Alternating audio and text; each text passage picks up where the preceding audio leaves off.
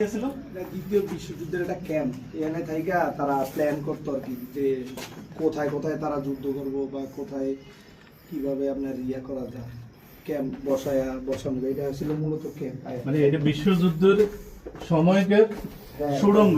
সুড়ঙ্গ মানে দ্বিতীয় বিশ্বযুদ্ধের সময়কার যে বিশ্বযুদ্ধ হয়েছে তখন এই সুড়ঙ্গ দিয়ে মূলত শত্রুপক্ষের সাথে ফাইটিং করতো, তাই তো?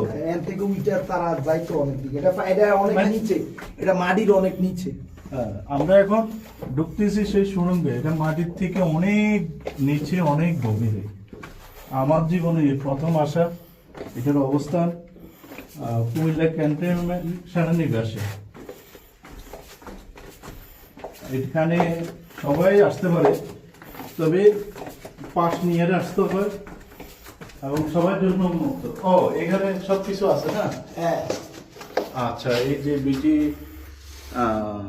এই যে এখানে মূলত এই প্ল্যান্ট হইতো না? হ্যাঁ, এখানে বসে বসে তারা ক্যাম্প, মানে মিটিং রুম। হ্যাঁ, তারপর অফিস, এটাই ছিল অফিস।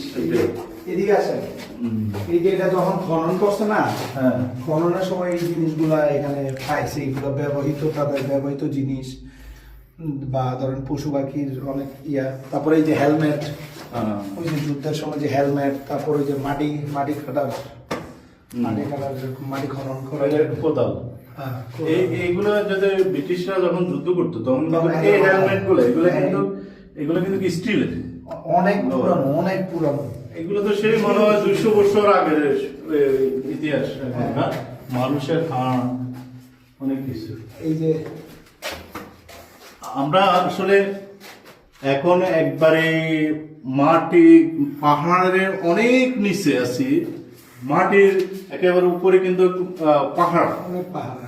এখন কিন্তু আমরা পাহাড়ের অনেক নিচে আছি। এটাই ছিল দ্বিতীয় বিশ্বযুদ্ধের সময়কার যে আপনার শত্রুপক্ষের সাথে যুদ্ধ করার যে ক্যাম্প, এখানে মিটিং হতে।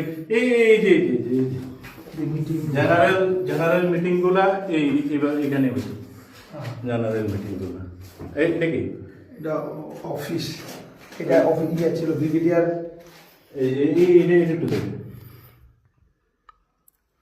Chief of staff. আর এটা কি? General Slim. হ্যাঁ, Slim and his staff. Slim and his stuff.